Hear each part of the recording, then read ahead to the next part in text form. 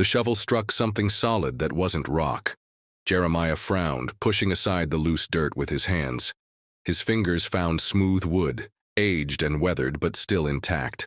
As he cleared more earth away, the outline became clear. A wooden box, roughly 6 feet long and 2 feet wide. Buried maybe 10 years ago, judging by the soil compaction above it. Strange place for someone to bury anything.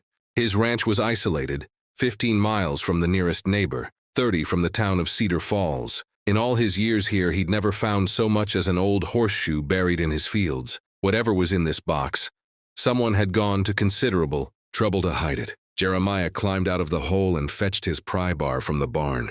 The box was heavier than expected, requiring all his strength to lever it up onto level ground. The wood was pine, well crafted with dovetail joints that spoke of a skilled carpenter.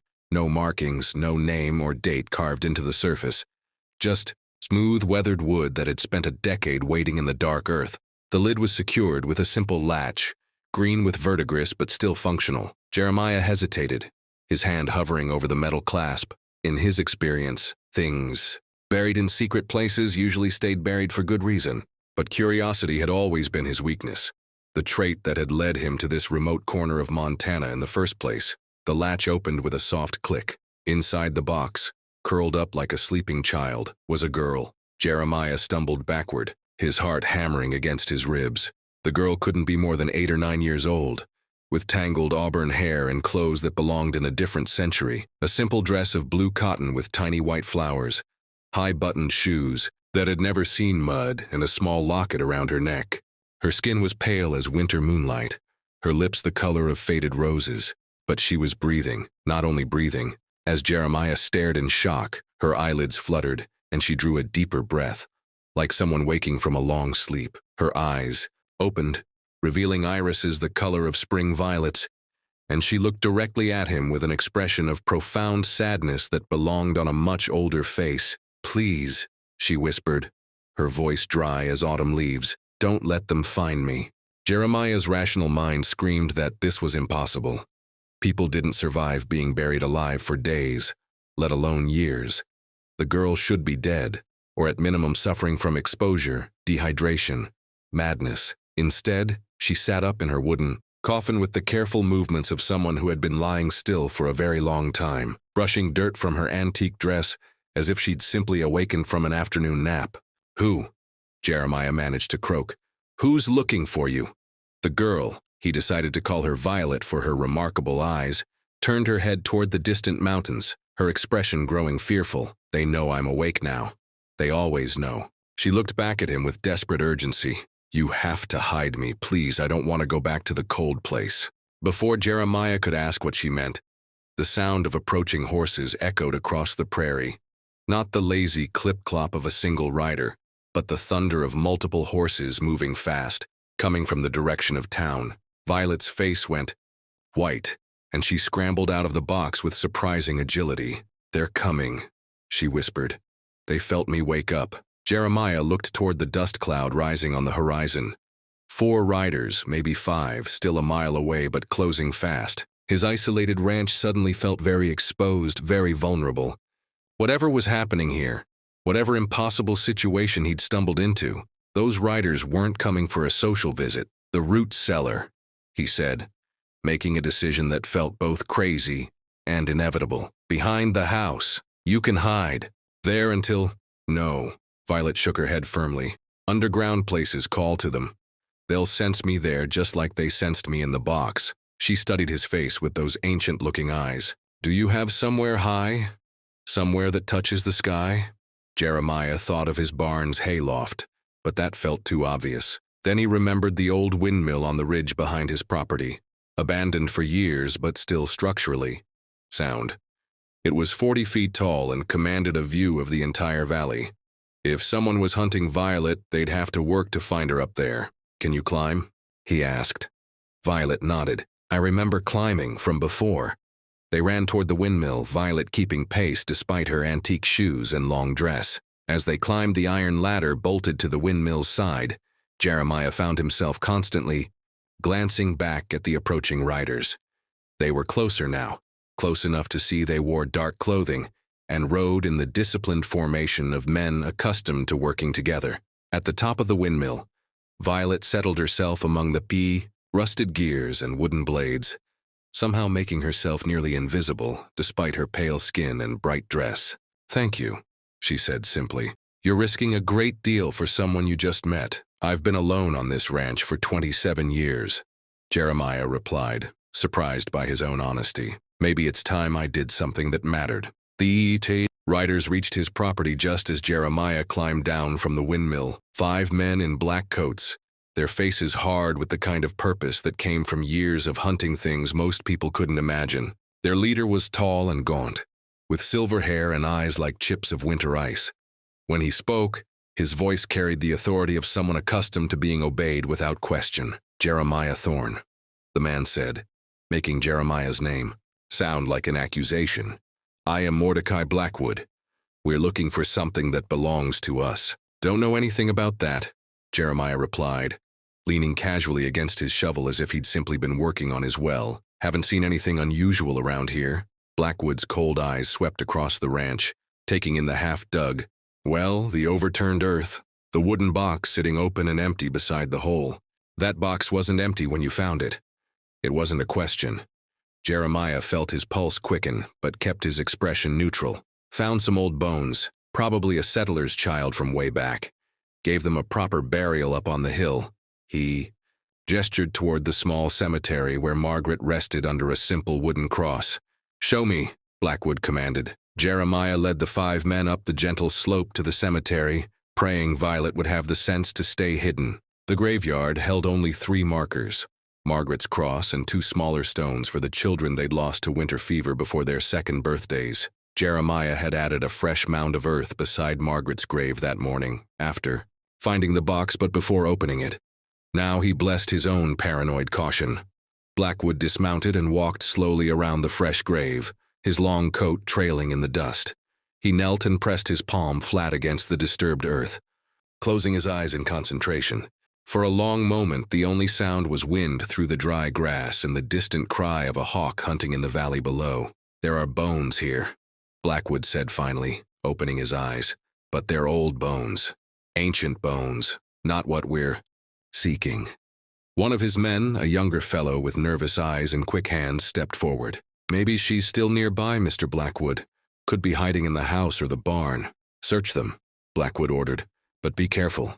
She's been sleeping for a long time, and the awakening makes them unpredictable." As the men spread out across his property, Jeremiah found himself walking beside Blackwood toward the house. "What exactly are you looking for?" he asked, trying to sound like a curious neighbor rather than someone hiding a mysterious girl in his windmill. "Something that was stolen from us many years ago," Blackwood replied. "Something that belongs to my family by right of blood and binding. She's been sleeping in the earth for 12 years, but the signs tell us she's awakened. And when they awaken, Mr. Thorne, they remember things we'd rather they forgot." The way Blackwood said "they" made Jeremiah's skin crawl. Whatever Violet was, Blackwood didn't consider her entirely human. "Sounds like you're talking about ghosts or spirits," Jeremiah said carefully. "Oh, she's quite flesh and blood," Blackwood assured him. "But she's also something more. Something we created through careful breeding and ancient knowledge. My grandfather's greatest achievement and his most dangerous mistake." They'd reached the house now, and Jeremiah could hear the other men searching his barn, calling to each other as they moved hay bales and checked stalls. None of them thought to look up at the old windmill, and for that he was grateful. But Blackwood's casual mention of breeding and ancient knowledge made Jeremiah's blood run cold. "Breeding?"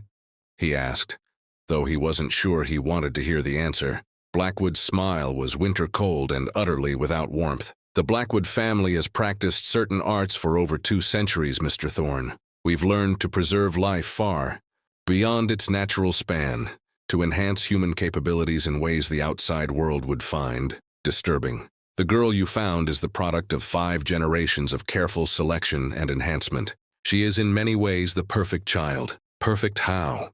She doesn't age normally. Disease cannot touch her. Her mind retains memories with absolute clarity, and her body heals from injuries that would kill ordinary mortals.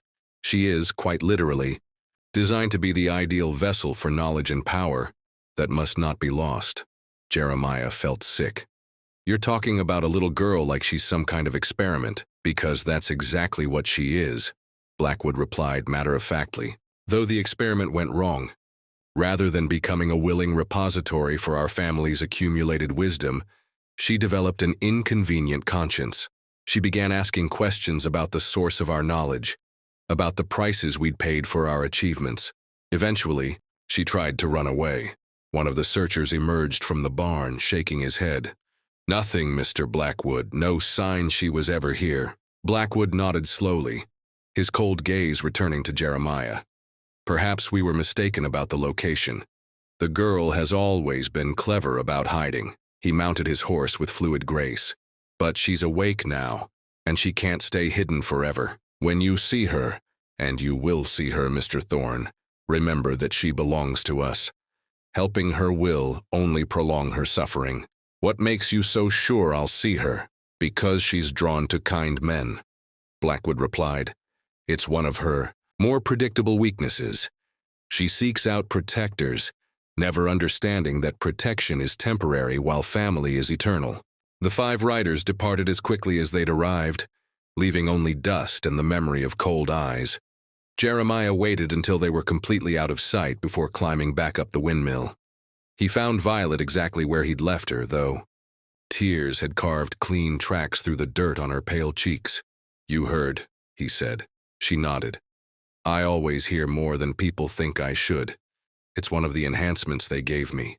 Her voice carried a weight of sadness that made Jeremiah's heart ache. He wasn't lying about what I am. I really am their creation, their perfect child. But he didn't tell you what they wanted to put inside my perfect mind. What? Violet's violet eyes met his, and in them he saw horrors that no child should ever witness. The memories of everyone they've ever killed. The knowledge they've stolen. From the dying. The secrets they've learned by torturing the innocent. They want to make me into a living library of evil, Mr. Thorne. And they've been trying for 12 years. Jeremiah understood now why she'd been buried in that box. Why she'd chosen to sleep in the earth rather than live with the Blackwoods. How did you escape before? I didn't escape, Violet said quietly. I chose to die, or at least I tried to. I took poison from Mordecai's laboratory and drank it all. But my enhanced body wouldn't let me die. Instead, it put me into a kind of suspended animation, preserving my life while keeping my mind mercifully blank. And now you're awake. Now I'm awake, and they know it. And they'll never stop hunting me, Mr. Thorne. Never. Because I'm not just their greatest creation. I'm also the only witness to their greatest crimes. As the sun set over the Montana prairie, painting the sky in shades of gold and crimson, Jeremiah made another decision that would change everything. Then we'd better make sure they never find you. The next 3 days passed in a strange routine. During daylight hours when the Blackwoods might be watching, Violet hid in the windmill while Jeremiah went about his normal ranch work. But in the evenings, she would climb down and help him with small tasks around the property. She had an uncanny ability with animals. His cattle, normally skittish around strangers, seemed drawn to her gentle presence. His horses nicked softly when she approached, and even his old barn cat, who'd barely tolerated Jeremiah's company for 15 years, purred contentedly in her arms. It's another enhancement, Violet explained when Jeremiah commented on her way with animals.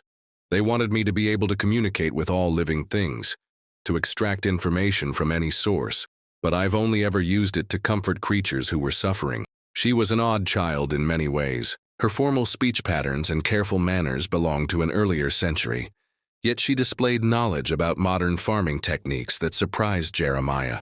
She could identify plants and animals with scientific precision, but she'd never seen a television or heard a radio. Most disconcerting was the way she sometimes looked at him with those ancient eyes, as if she could see straight through to his soul. You lost children, she said on the 3rd evening, as they sat on his porch, watching the stars emerge in the darkening sky. 2 babies. Winter fever took them both before their 2nd birthdays. And your wife. Same fever 5 years later. I wasn't able to save any of them. The old pain was still there, dulled by time but never completely gone. Violet was quiet for a long moment. I can see their love for you, she said finally. It lingers in this place like warmth from a fire that burned long ago. They wouldn't want you to carry guilt for something beyond your control. Jeremiah looked at her sharply. What do you mean you can see it? Another enhancement. I can perceive emotional residues, the traces that strong feelings leave behind in places and objects. This entire ranch is suffused with love, Mr. Thorne. Love for the land, love for the animals, love for family. It's why I feel safe here. That night, Jeremiah dreamed of Margaret for the first time in months. She stood in their bedroom, young and beautiful as she'd been on their wedding day, wearing the blue dress he'd bought her for their first anniversary. But instead of speaking to him, she pointed toward the window, toward the windmill where Violet slept among the rusted gears. Protect her, Margaret whispered. She's the child we never got to raise. Jeremiah woke with tears on his face and the absolute certainty that his wife's spirit had visited him. Whether it was Violet's presence that had somehow made such contact possible, or simply his own desperate need for guidance, he couldn't say. But the message was clear. This strange, enhanced girl with her violet eyes and ancient sadness was meant to be here, meant to be part of his life. The fourth day brought visitors of a different sort. Jeremiah was mending fence near the road when he spotted the dust cloud approaching. 3 riders this time, but they wore the brown uniforms of county sheriff's deputies. As they drew closer, he recognized Sheriff Bill Hendricks, a good man who'd served Cedar Falls for over 20 years. "Morning, Jeremiah," Hendricks said, tipping his hat. "Mind if we have a word?" "Course not. Coffee's on if you're thirsty." They dismounted and followed him to the house, their expressions serious but not hostile. Hendricks accepted a cup of coffee but didn't drink it, instead setting it aside and fixing Jeremiah with a direct stare. "We've had some unusual reports lately," the sheriff said. "Folks in town saying they've seen strange men asking questions about missing children, men with money and authority, but no official jurisdiction we can verify." Jeremiah kept his expression neutral. "Haven't seen anyone like that around here. These same men have been showing photographs of a young girl, maybe 8 or 9 years old. Auburn hair, violet eyes, wearing old-fashioned clothes. They're claiming she's their ward, that she ran away from some kind of boarding school back east." One of the deputies, a young man named Peters who'd grown up in Cedar Falls, leaned forward. "The thing is, Jeremiah, several people remembered seeing a girl matching that description around town about 12 years ago. She was with a family called the Blackwoods, strange folks who kept to themselves and left town suddenly one night. Before they left," Sheriff Hendricks continued, "there were reports of missing children from neighboring counties. Children who vanished without a trace, always at night, always from families too poor or powerless to raise much fuss. The Blackwoods were questioned but never charged. They had alibis, influential friends, and enough money to hire lawyers who made the investigation disappear." Jeremiah felt his blood chill. Violet had mentioned witnessing crimes, being forced to remember horrors. Now he was beginning to understand the scope of what the Blackwoods had done. What kind of boarding school loses track of a child for 12 years? He asked. "That's exactly what we want to know," Hendricks replied. "Which is why I'm here talking to you instead of helping those men search for their supposed ward. Something about their story doesn't add up, and my instincts tell me this girl might be running from them for good reason." Deputy Peters pulled out a worn photograph and handed it to Jeremiah. The image was old and slightly blurred, but it clearly showed a younger Violet standing beside a tall, gaunt man in a black coat. Even in the faded photograph, Mordecai Blackwood's eyes looked cold and predatory. "That's Mordecai Blackwood," Peters said, "the girl's supposed guardian. He's got legal documents claiming custody, but they're all dated from 12 years ago. No recent updates, no school records, no medical files. It's like this child has been frozen in time," which Jeremiah realized with growing horror was probably exactly what had happened. The Blackwoods had kept Violet in some kind of suspended animation for over a decade, preserving her as their perfect vessel while they continued their dark work. "If you see this girl," Sheriff Hendricks said, "I want you to contact me directly. Don't let those men take her anywhere until we can verify their story and make sure she's safe. Something tells me there's a lot more to this situation than meets the eye." After the deputies left, Jeremiah climbed the windmill to find Violet sitting in her usual spot, but her face was troubled. "I heard every word," she said. "They're good men, aren't they? The sheriff and his deputies? The best. Hendricks has been protecting this county for 20 years, and he's never failed to help someone who needed it. Then perhaps it's time I told someone the truth about what the Blackwoods really are. That evening, as stars began to populate the Montana sky, Violet told Jeremiah a story that made his blood run cold and his heart break in equal measure. She spoke of a family that had discovered the secret of prolonging life through the systematic torture and murder of innocents. She described laboratories hidden beneath their mansion, where children were subjected to experiments that would have made medieval inquisitors proud. She recounted memories of dozens of missing children. Their final moments burned into her enhanced mind with crystal clarity. "They made me watch," she whispered, tears streaming down her pale cheeks. "Every death, every moment of suffering, they said I needed to understand the price of power, the cost of knowledge. They wanted me to become numb to horror, to accept that some lives mattered more than others. But you didn't accept it. I couldn't, even with all their enhancements. Even with their attempts to reshape my mind, I remained fundamentally human. I felt every death as if it were my own. I carried the pain of every victim like a physical wound." She looked up at him with those remarkable violet eyes. "That's why I chose to sleep in the earth, Mr. Thorne. It was the only way to escape the memories they'd forced into my mind. And now you're awake and they want to continue where they left off." Violet nodded. "But there's something else they want now. Something that wasn't part of their original plan. In the 12 years I've been sleeping, they've grown old. Mordecai Blackwood is nearly 70, and his brothers aren't much younger. They've spent decades prolonging their lives through dark arts, but even their enhanced bodies are beginning to fail. What does that have to do with you?" "They want to transfer their consciousness into my body," Violet said quietly. "My enhanced mind can hold not just memories but entire personalities. They plan to kill their own failing bodies and live on through me, using my immortal flesh as their vessel." The horror of it hit Jeremiah like a physical blow. These monsters didn't just want to use Violet as a repository for their evil knowledge. They wanted to steal her very existence, to murder her soul, and wear her body like a suit of clothes. "That's not going to happen," he said with quiet determination. "I won't let them take you. How can you stop them? They have resources, influence, power beyond anything a simple rancher can fight. And I'm just one enhanced child against an entire family of monsters." Jeremiah stood up and walked to the edge of the windmill platform, looking out over his ranch, his land, his life's work. For 27 years he'd lived quietly, avoiding conflict, keeping to himself. But sometimes a man reached a point where running away or hiding wasn't enough.